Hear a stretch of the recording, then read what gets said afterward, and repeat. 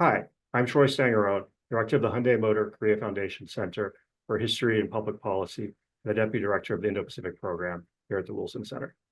We're delighted today to have Dr. Michael Beeman with us. Michael is a visiting scholar at the Shorenstein Asia Pacific Research Center at Stanford University, where he researches and writes about trade policy issues such as economic security between the United States and Asia. From January 2017 until January 2023, he was Assistant U.S. Trade Representative for Japan, Korea, APEC at the U.S. Office of the Trade Representative.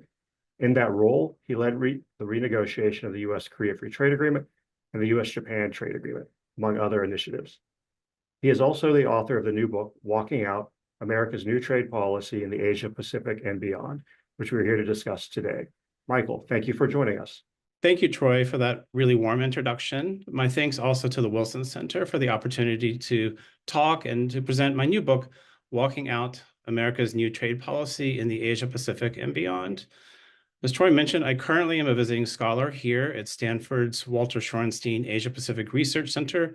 I'm deeply thankful to the whole team here, who are fantastic, hardworking scholars and researchers teaching, researching, and publishing here on a broad range of policy issues in the Asia Pacific.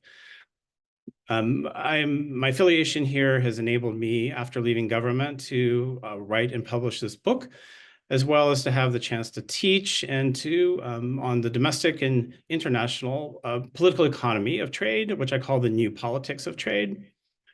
As Troy also mentioned, I worked at the U.S. Trade Representative's Office for actually over 16 years in total. For the last 6 years, I was the Assistant USTR responsible for Japan, Korea, and APEC. I decided to write this book to help others better understand why U.S. trade policy has gone in such a dramatic new direction over the past decade, really answering the question, what happened to cause U.S. trade policy to go in this way?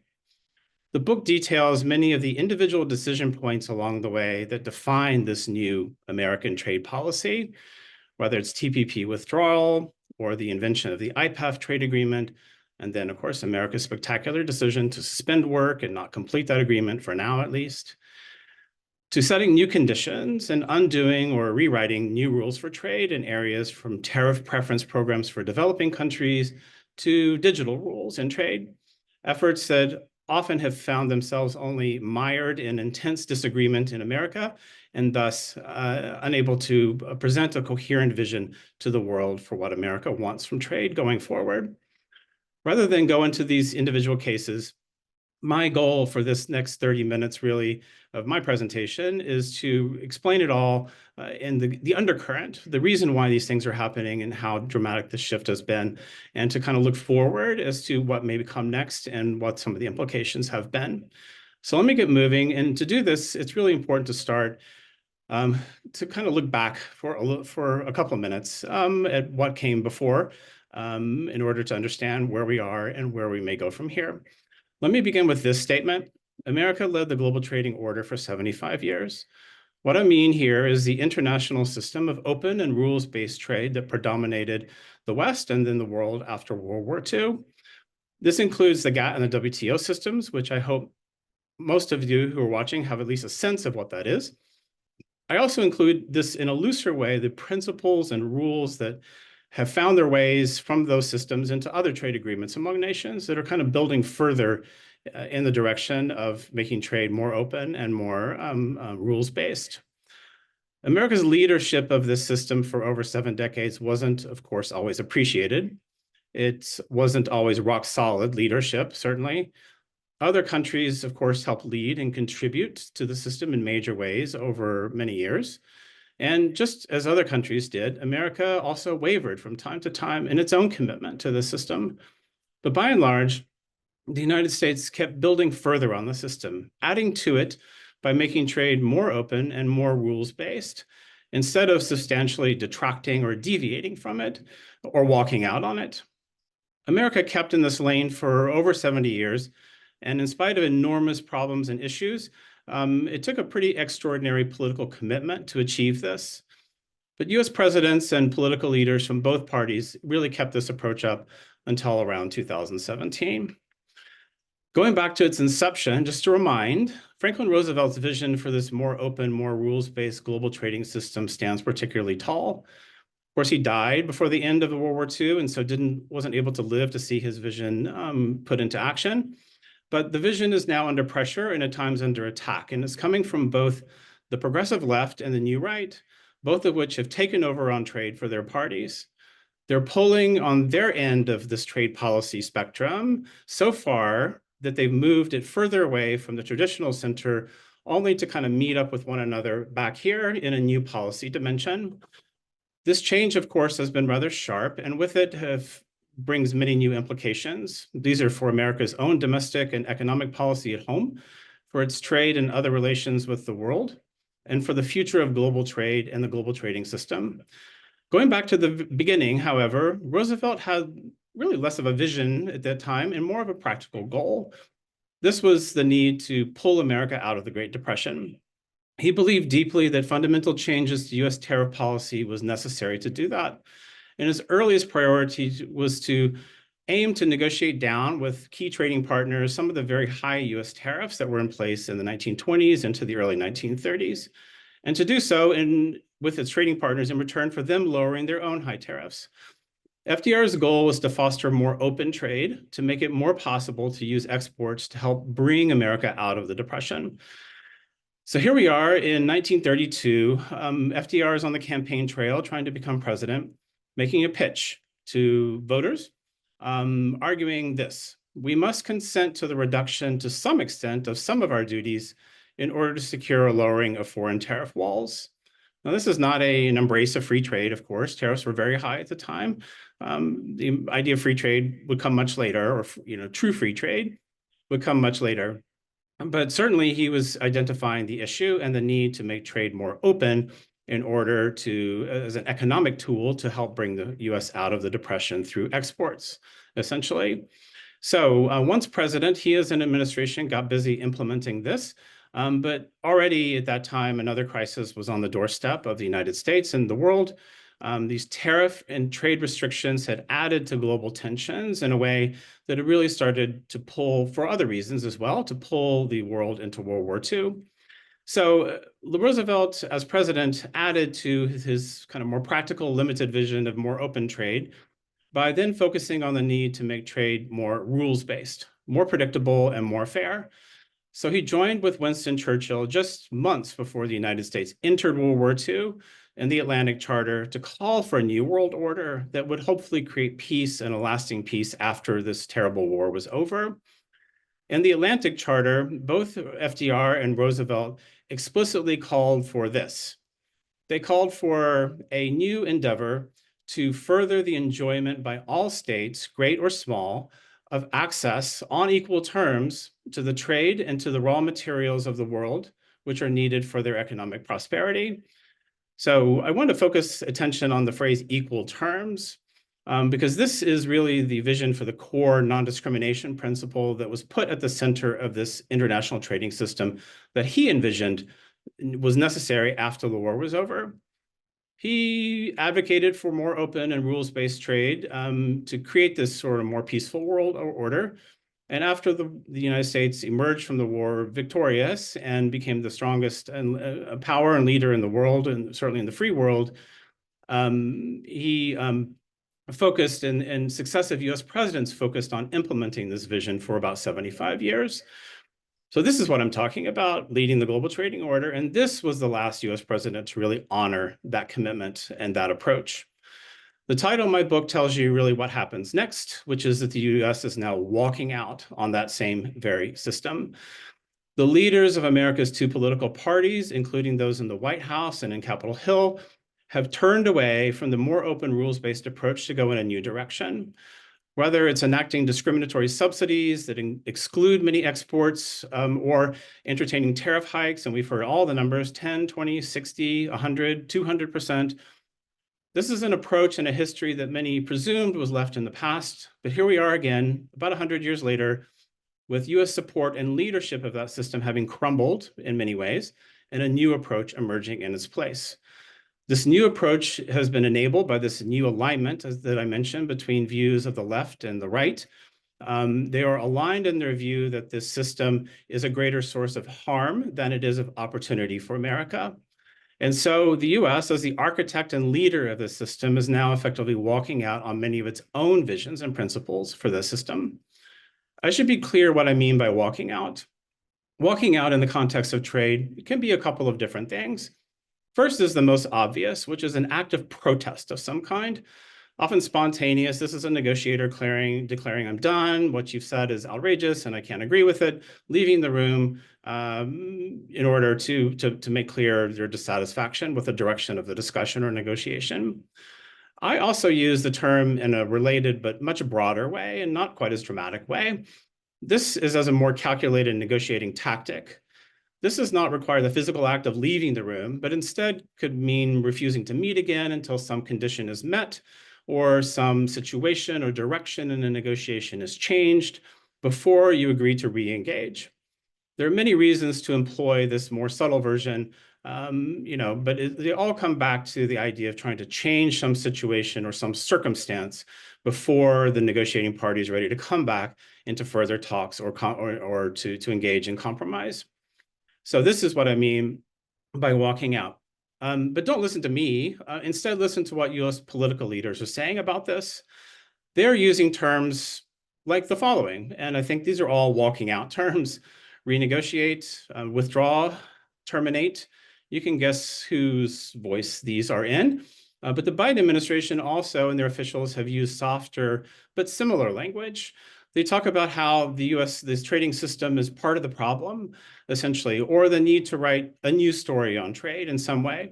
These are all walking out terms in one way or another, trying to reset the conditions or situation in order to achieve some other objective or goal. So with that, this is where we are, and the US continues to take these actions and go its own way, really until the US kind of gets what it wants, or it essentially isolates itself.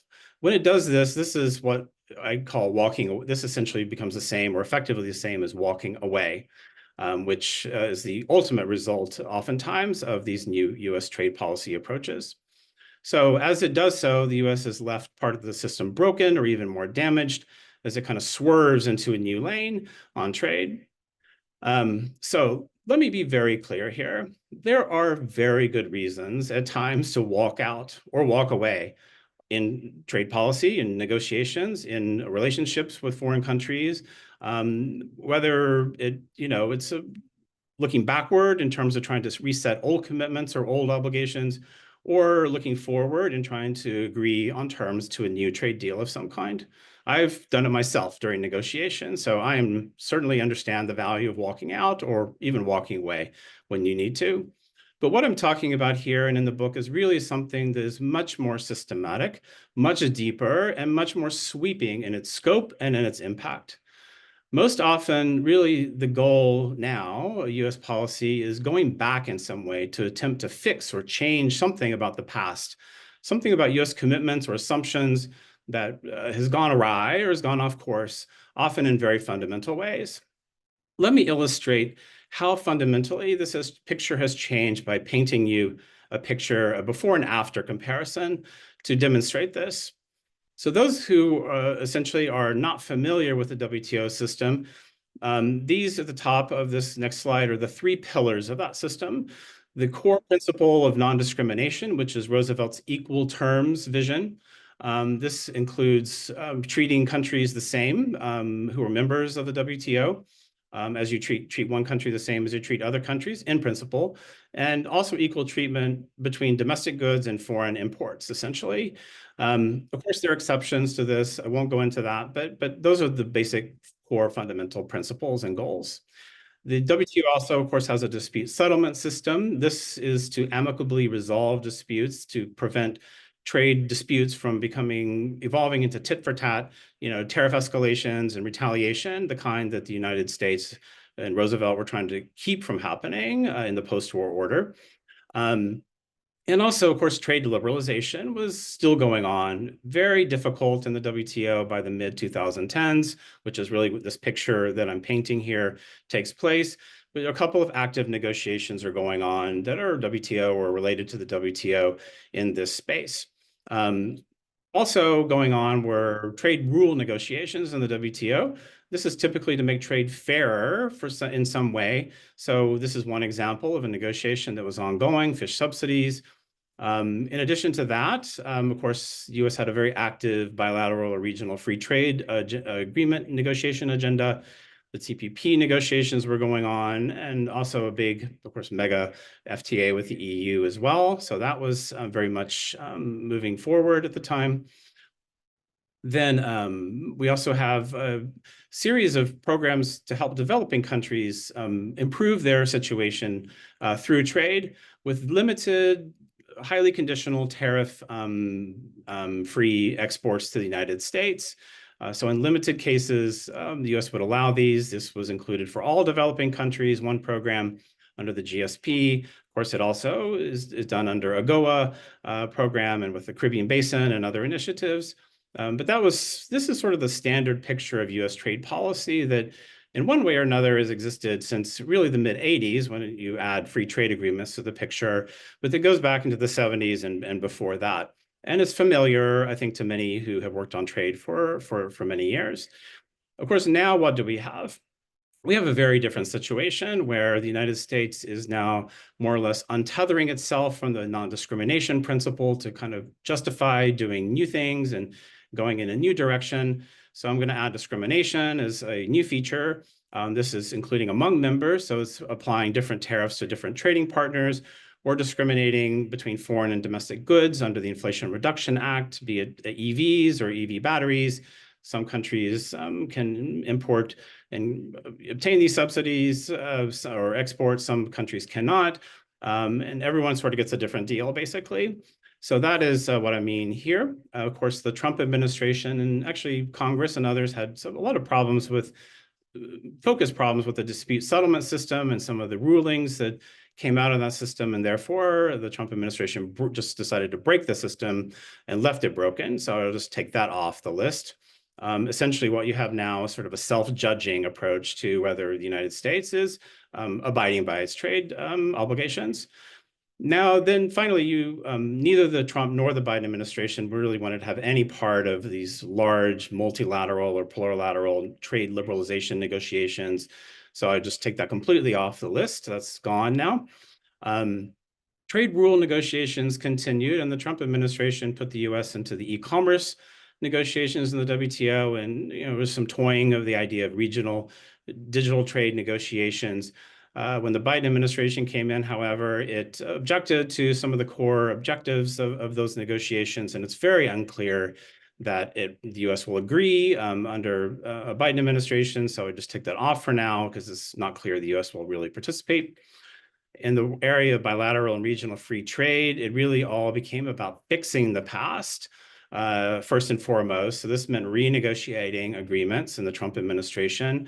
This is renegotiating NAFTA, renegotiating the Korea agreement, and then renegotiating a part of the TPP, which the US tore up with Japan in order to get certain market access back with Japan. So that was the focus, walking out in order to fix the past in some way, shape, or form. That was the focus. But the Trump administration then did move forward with kind of a new approach to free trade agreements and did launch some negotiations with the UK, with Kenya. There's a talks with the EU, which didn't really materialize, but those were ongoing. When the Biden administration came in, however, they didn't want any part of trade liberalization under these agreements and completely reformulated them into what I call deconstructed trade agreements, which are cooperative and very selective in the issues that are brought up, really more a reflection of US domestic priorities and agenda than international trade priorities oftentimes, and has changed the negotiations with the UK and with Kenya into these kinds of negotiations, added a negotiation with Taiwan, and of course, IPEF trade pillar is another example of this kind of deconstructed trade agreement, at least that's my term. Finally, Congress has to renew these tariff preference programs with developing countries. It has failed to do that for almost 4 years now with the GSP, which is the broad program. And it's really unclear that a consensus can be reached to do so anytime soon.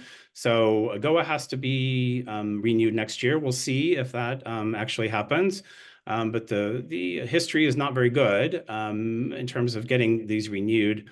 And so I'm just going to take that off for now because it's not clear the US is really committed to that anymore, any longer or not. So this is the reformulated picture. So when I talk about walking out, in a very systematic way, this is what I'm talking about, really fundamentally different approaches to US trade policy. So the next obvious question then is, why is the United States walking out the way it is?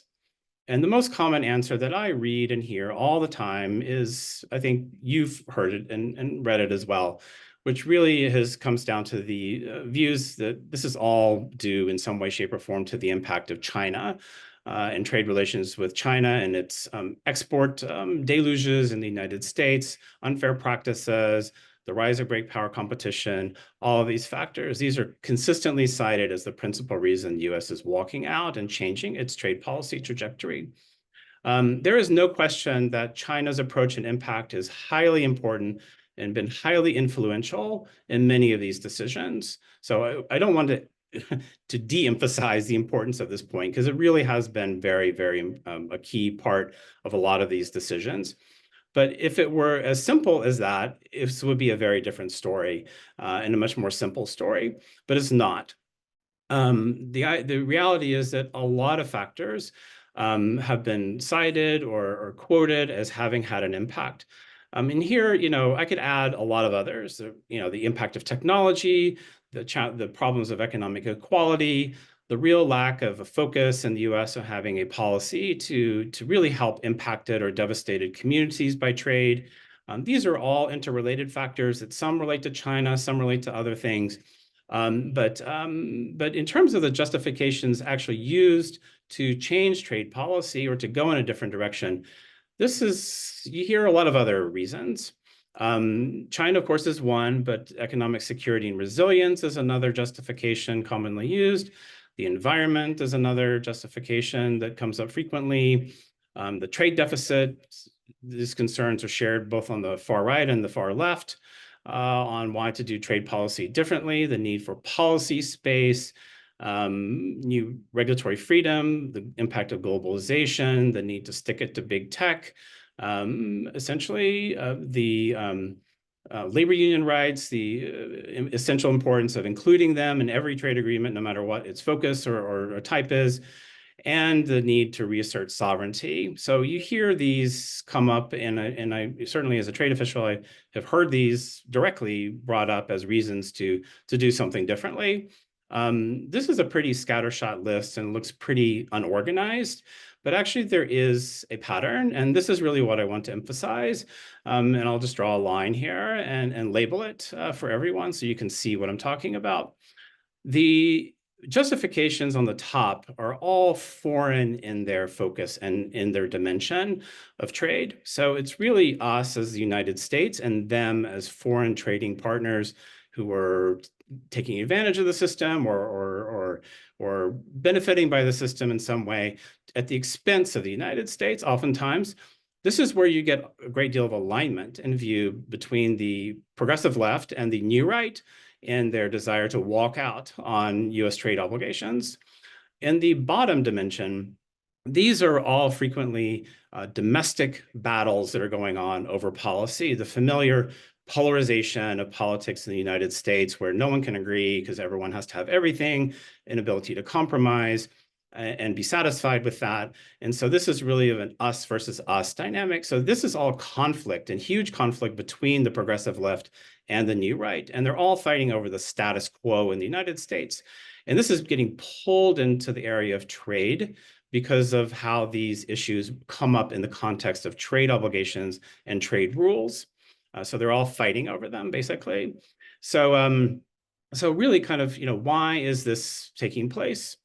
Well, you may agree or may not agree with this phrase, which is that America is exceptional.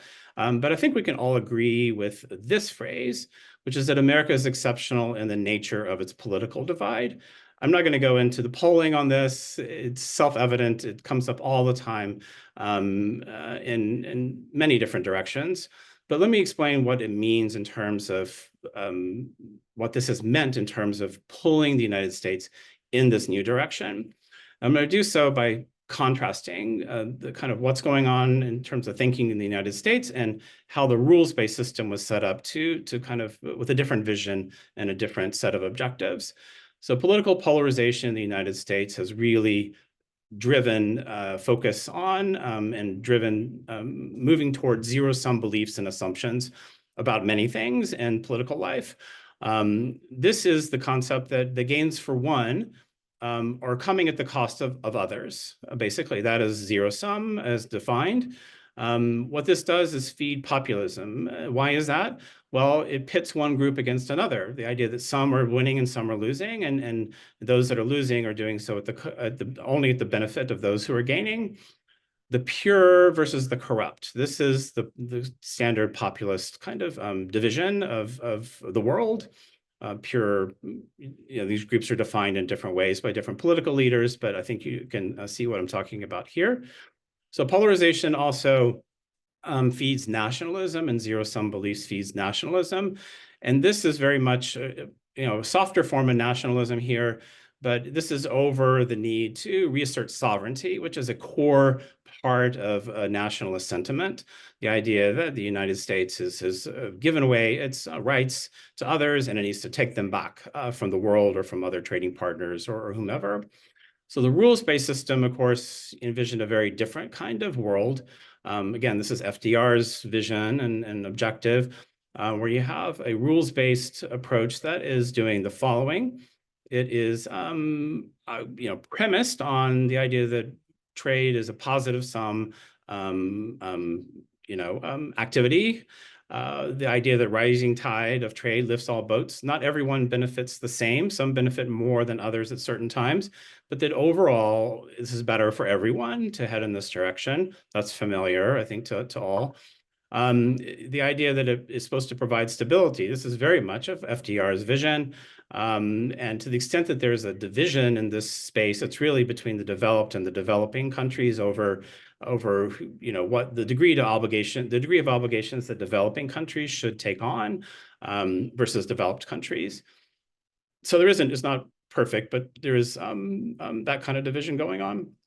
The goal is to facilitate peace, of course, again, FDR's vision for the whole process. And this is through negotiating commitments, right? Making obligations, which is set against sovereignty on the other side. So once you negotiate commitments, then suddenly you have, in theory, less sovereignty if you judge that to be the problem. So this is this tension that is going on now between what's happening in the United States and kind of what the vision and the goals were of the system. So with that, just to recap here, in the foreign dimension, this is foreign countries, and this is allies and adversaries alike. It also applies to multinationals, and particularly when they act as agents of globalization, which is my term, when they're trying to survive economically globally, and they're offshoring or they're building facilities abroad or exporting to the United States. This is very much become them in this distinction. So just to skip through some of the main points that result from this dynamic are the gains from trade are seen as zero sum. It's a focus on results instead of principles. The idea of harm versus opportunity as being an outcome of these obligations, and a new center, which I refuse to call it a new center, but some people are. I certainly is an alignment, and it's an alignment in the goal of walling America off in some way and walking out to do so. In the domestic dimension, this is where you have great conflict. You have the new right and the progressive left in particular that are deriving oftentimes this huge disagreement at home over the status quo and pushing in new directions. So what you get are proxy fights that emerge into the trade space. These are fights over the status quo oftentimes in the United States. Neither side wants to live under the other's rules. So they insist on them being changed. And you have controversy entrepreneurs that are throwing, rhetorical bombs here and there to stir things up, basically. So that's familiar. And what you get is this left-right conflict, and you get flip-flopping in U.S. trade policy, an inability to express a vision for what's going to come next, other than walling off America, which is where there is alignment. And so essentially walking out is another feature here, but sometimes it's walking out on each other, on the views of each other. And so US positions will change halfway after an administration begins, or even during an administration. You'll start with one approach and flip to another approach. So this is what I'm talking about here. So let me just add this really important point, which is I added this next slide to emphasize, as the bipartisan consensus on trade is really, being pulled apart, basically, the traditional center by these forces, leaving, a very different kind of void in its place. My description of the rules-based trading system, I think it's safe to say, is a little Pollyanna. Everyone is engaging in revisionism of some kind along the way to try and make their point and justify their point. But I think it's important to be reminded of where all this came from, but to do so in a clear-eyed way, basically. The concept is, the open rules-based system was arguably, depends on the side you take, the best approach that we had. Many completely disagreed with it and fundamentally opposed going in this direction. But certainly, I think my description is a little simplistic for purposes of this presentation, just to simplify things, because the reality of trade policy, even among friendly nations, really tends to look a lot more like this scenario. The reality is that countries around the world routinely are working to find ways to conveniently ignore or to flout their commitments or their obligations to get an advantage of some kind, and the rest. So I don't want to leave this picture as though something was, beautifully, perfectly in alignment before up until 2017, because it wasn't. Trade policy is often a contact sport. This is what trade officials do. They call out other countries for what they're doing. They make arguments. They use their leverage. Everyone's hands are a little dirty. Some are much dirtier than others. And this dynamic hasn't changed. And particularly in the case of China, I completely agree. The United States has to defend itself. Other countries have to do the same when they're faced with these situations.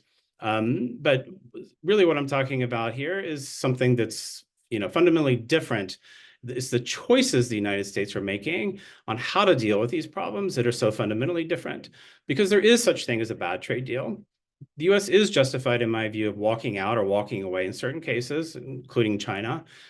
Trade can at times appear to be more zero-sum than positive-sum, especially when trading partners are trying to gain certain advantages. But the United States has many tools to deal with these situations. So it's making different choices, is my point. And the approach it's taking really is to walk out in a more fundamental way. So really what we're left with, is more kind of, I guess, this picture where America's new trade policy is really often grounded in these new zero-sum assumptions. So let me recap what America's new trade policy is. As I just mentioned, it's being driven by exceptional political division and grounded in zero-sum assumptions that are characteristic of the US political system today and have forced these, kind of extreme push to the left and the right.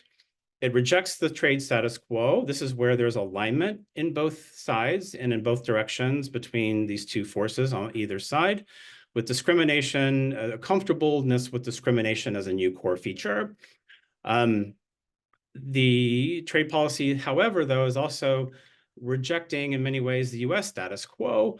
This is the conflict that is going on between the far left and the far right, and thus an inability to forge a new vision on trade because the United States cannot agree with itself on what that should be, other than walling America off from the world. Then finally, this new trade policy really brings back certain shadows. Not everything is the same, but there are many very similar shadows to where we were in the late 1920s and early 1930s, which should be alarming to some people in terms of what is potentially next. So some implications for the future. This is, in my view, America's new normal for now. I'm recording this before the election takes place. I believe that no matter who wins in November, The trajectory is principally the same as I've described. The politics have not changed, and the trajectory, therefore, is not going to fundamentally change. The real question is intensity and force, and level of intensity and force in which this will take place. But in either scenario, you will get at least a slower or a much more accelerated and much more potentially, well, as I've described it, as potentially 18 Mack trucks headed down the highway sort of approach. So that is that's where we are at the moment, and we're expected to head.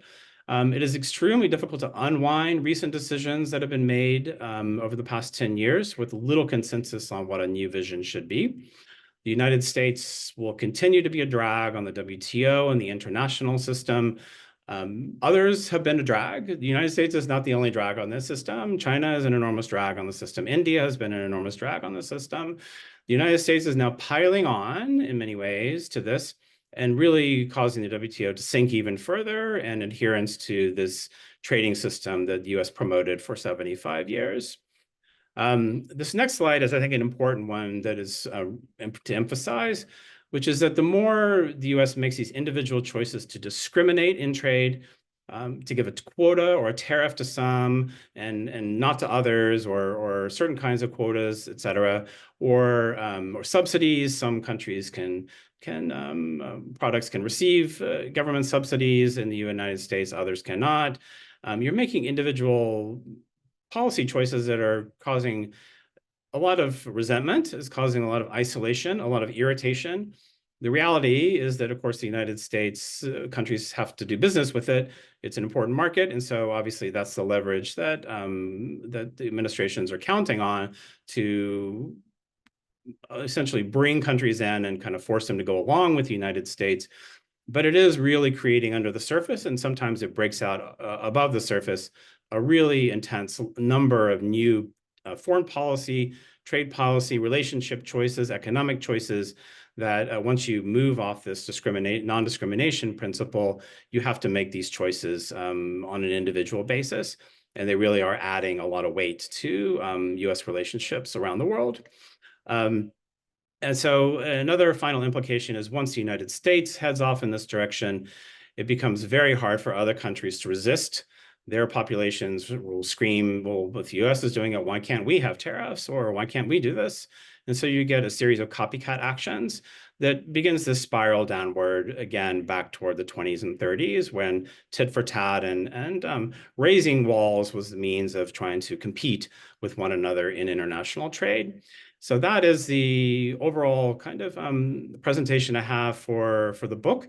I look forward to any questions you have, Troy, and to engaging in other book talks that I'm doing around the country. I just did quite a number here in California. I'm about to go to the East Coast, and then we'll be doing some in the middle as well into early next year to talk about this really direct and sharp new approach in US trade policy. Thank you. Well, thank you, Michael. This has been a really informative discussion, and you put a lot on the table. One of the things that I think struck me in listening to your presentation is that you talk about how one of the areas of consensus is this idea of walling the United States off potentially. And I would be curious to sort of, maybe try and dig into this a little bit more with you. Because as you were speaking, there were, in essence, two, we'll call them modern examples that come to mind. And I may be a little overly broad here, but the sort of Latin America model where you have a push for autarky, not to have imports come in, try to produce everything at home. And ultimately, we saw that led to stagnation. The other model is, maybe the East Asian tigers, to where your domestic market is largely protected, but you're hoping to export a lot to grow your economy. Now, obviously, there would be differences in the case of the United States to how countries react to that. But do you see, or do you get a feel when you talk to people either on the progressive left or the new right, in terms of which of those two visions, maybe for a more walled off United States they have, or is there a third vision maybe that I'm not thinking of that they have sort of and how this might play out? Right. That is well, it's a complicated question to answer because there's a domestic dimension to some of this. it can be as simple as whether to spend taxpayer money on an industrial policy, and if so, what kind of money you're spending on what. So it becomes very complicated in terms of what that model should look like, because these domestic debates are unresolved and there is little consensus other than things like China, right? And walling off and creating new conditions for trade with China, which, I think can be justified in many cases. The real question, I think, is the degree to which US politics is going to allow for a recognition that the US does have a series of complicated but necessary trade relationships with the world, that there are cases in which doing it all in the United States may be needed for economic security reasons, but that doing it all in the United States may not be the best choice, because if it can be done more efficiently elsewhere, to use the neoliberal approach, that the US can focus on other things where it is more competitive and has a bigger advantage. What I think has been lost, or was lost over the course of the 1990s into the 2000s, was this idea of America needing to not just rely completely on that approach and that system. So having complementary policies, be it education, be it investment in local communities that have been hit by trade, be it a range of different approaches that are reliable and predictable, that Americans can count on and feel like their government is really on their side and stepping in to help this situation. But again, a lot of these, when it comes down to the details of that kind of program, there's so much disagreement over how to spend money or who gets the benefit or whatever, that it's really kind of stood in the way of that. So again, this domestic polarization has really complicated those pathways. And so where you get is this kind of simple, more simplistic policy walling off. And we'll see how long this can go on. I don't think that either side necessarily feels that autarky is the obvious only answer here, but it kind of moves in that direction because of its the inertia in ability to actually solve many of these problems domestically. So, and I want to get to the domestic side a bit more in a second, but before doing that, just maybe on China more specifically, there is, I think, a consensus that China's entry to the WTO did not work out the way we expected, whether it's in terms of Chinese democratization or whether it's in terms of just how China approaches its own economic policies. But that then raises a question of, and perhaps this is where political polarization comes in, because there was an alternative approach to where the United States could have simply taken really work to alter its trade relations with China while keeping trade relations with the rest of the world mostly intact. Do you see a reason why it seems like we've chosen the broader approach rather than maybe the more targeted China approach? Right. Yeah, I understand your question. I mean, I think it's these political factors that are really, as I just went through, that are pulling, countries have had, not countries, excuse me, different constituent groups in the United States have had strong feelings about these issues for decades now. So, of course, going back to Seattle and the WTO and the giant protests there, of course, the progressive left and the unions in particular are very fond of, remembering that moment and sort of as a turning point that many, thought was kind of a fringe sort of moment, but obviously has moved and gravitated to become this new area of alignment, the kind of the center of that new area of alignment, and a lot of the concerns that they've expressed. So this has been around for a long time. The question is really kind of why has it moved to the middle? And this is where I argue that polarization has really enabled that to be possible, and the zero-sum beliefs and thinking that have come out of that. Essentially, not that these were not problems, it's just that the solutions to the problems were generally dealt with in a broader way, with a broader set of approaches that included trade, but included other things as well. So I think really to me, that's really the central dynamic here. China, when you layer that on, as I say in the book, came into the WTO and was like a ton of bricks dropped on the organization in many ways because of how things developed after that point. Certainly some believe that was a mistake. I think it was, in hindsight, is obviously was minimally left done without enough additional conditions attached to it. But nonetheless, we are where we are, and the WTO has a way of allowing countries to rebalance and readjust their commitments. That doesn't typically happen. You can just do that unilaterally, and that's kind of what's going on with China.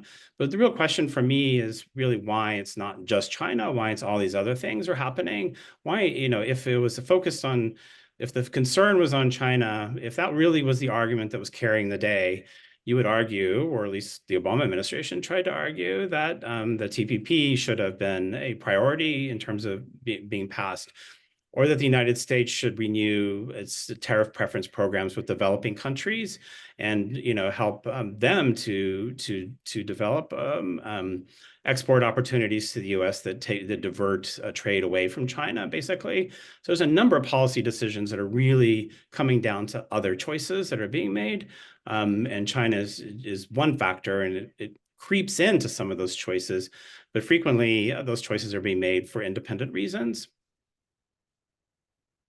So looking at this now, maybe more from the domestic side, you talk about this a little bit in the book that, when we talk about trade, in essence, it's part of our broader economic policy, but we don't often talk about the other side of things, to where, and by this I don't mean the lobbying, but I mean, what has the United States done in terms of making sure its infrastructure is up to date so that way our goods are as efficiently produced and moved as possible? What are the things we've done in terms of implementing new technologies to, also improve efficiency and competitiveness? What have we done in terms of tax policy and other things? So, and we're seeing a lot of these issues maybe come to the fore now in more recent years. But if we had done a better job taking and really handling we'll say the larger part of the US domestic economy, do you think we'd be in a different place right now on trade, or do you think this was a place where we were going to end up one way or the other? Well, it's hard to say because there are other forces, obviously, than trade that are causing this huge polarization in the United States. So it's hard to say. But obviously, on the economic front, yeah, I think it would not be probably quite as austere, and maybe more directed only at China, potentially, which is the source of a lot of these more acute problems in terms of trade. So what I say in my book, and I think it sounds a little maybe too curt, but it really does underscore, maybe provides the most direct answer to your question, which is, when the American architects of the GATT, and then, of course, later in the WTO, were creating this system and writing these rules, some of which were, popular, some of which fell out along the way. I don't think that they, with the U.S. coming out of the war and being, top of the world, if you will, a very broken world at that, really thought that it was imaginable that the United States, in order to adjust to the system over time, would really come to not be able to solve many of its own problems. I think that would probably fundamentally surprise U.S. negotiators who agreed to these commitments, and the vision that FDR had, the idea that the economy has to be a work in progress all of the time for different administrations in order to adjust to change, be it technological or trade or other, to make the U.S. Prosperous, essentially, in one way, shape, or form. So there's no doubt that that has really been a huge hindrance to maintaining a more traditional or more proactive trade agenda, and has shifted the dynamics. I don't really there's so much you could go into in this space. And others have done an incredible job of doing it. For example, Edward Alden, in his book, Failure to Adjust, is a perfect kind of treatise on some of the points you raise. But absolutely, I think we would see a somewhat different picture than where we are now, I think, if the U.S. had been paying more attention to these issues. So I want to look at domestic politics, but now more from the perspective of our trading partners.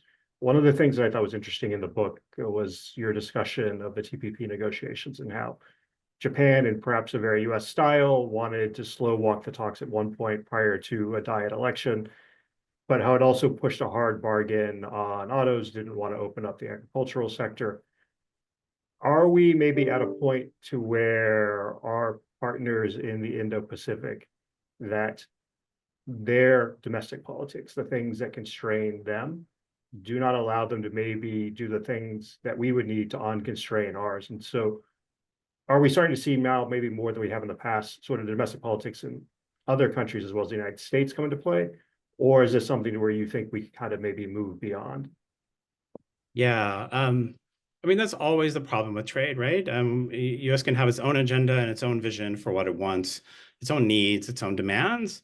But that only goes so far in getting a deal, because others have their own needs and demands as well. So yeah, I bring that up because I think it's important to highlight, not to pick on any particular country, but because it's important to highlight this dynamic and this sense that you can get a grand bargain, right? That everyone will benefit in some way. And maybe the compromises are always hard at the end, the most important compromises on any side. But this focus on compromise somehow is going to lead you to a place where enough interests on one side, enough interests on the other side are going to see the agreement as in their final interest. And this is just what happens in the process of a negotiation. So that's just the reality of trade. But I think in the context of TPP, and this is why I spent a whole chapter on it, I'm not sure anyone has actually written as much as I have on exactly why TPP fell apart in the United States. But I wanted to really focus on that because it was a huge turning point. Things were really changing domestically. Polarization was really taking off with the rise of the Tea Party and the New Right in the mid 2010s. And so the extent to which this kind of thinking that you could have a grand bargain on trade with a number of trading partners, really that whole kind of dynamic began to shift and get pulled into this more zero-sum kind of focused opposition and thinking, made it even harder to get trade agreements negotiated, much less passed, and really surprised the world that the U.S., of course, walked away from that in the way that it did. But the undercurrent was there, and this is really what I try and bring out in the book. So yeah, I don't think foreign trading partners, they're always going to fight for their interests. I think in terms of what the U.S.'s trade agenda is now, I think it is very hard to reach agreements, certainly of the kind that were reached in the past, because these demands have become so zero-sum in many ways. So the one last thing I'd like to ask you before we go is sort of looking to the future. I agree the course is probably largely set, but if we wanted to get back to a more rules-based system, what are the things you think we need, or are we at a point to where maybe the best we can hope for is sort of plurilateral agreements on specific issues, like you touched on basically, but then even we're seeing some pullback from that now, I guess. Sort of what would be your advice on how we should go forward if we wanted to have a more open trading system? Yeah, I don't believe that going back is something we're going to see in the sense of just kind of snapping back. So the question is really what it looks like going forward.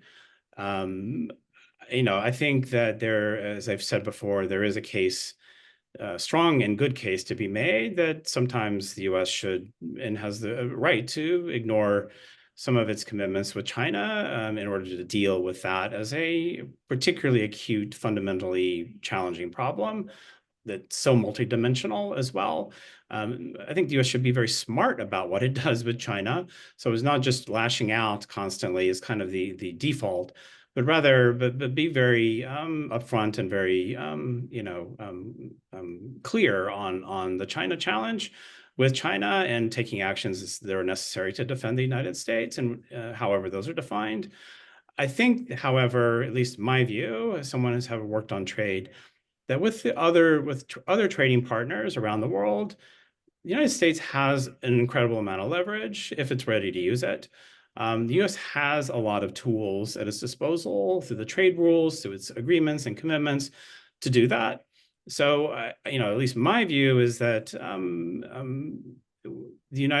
if there was a scenario for finding a way to reset what's going on now, I'm not going to say go back, but reset in some way, it really is kind of taking looking at the world again as a complicated place. Trade tools are a piece of this picture, and the need to get back to dealing with trading partners based on at least these core fundamental rules, maybe negotiating new rules, insisting on new rules, whatever it is. But that in the case of China, I think there is a different pathway, and maybe that is a way to reset and a new future for U.S. trade policy for now. Well, Michael, thank you. This has been a great discussion, and I think it's also an important discussion. We've seen in a very short period of time a fundamental shift in how the United States approaches trade. And I think your book is an important part of helping Americans, policymakers, and others to try and understand that shift, what it means, and how it might develop going forward. And so I just want to remind our audience, the book, which I'd commend you if you haven't had an opportunity to read, is Walking Out: America's New Trade Policy in the Asia Pacific and Beyond. Thank you again, Michael. Thank you, Troy. It's fantastic.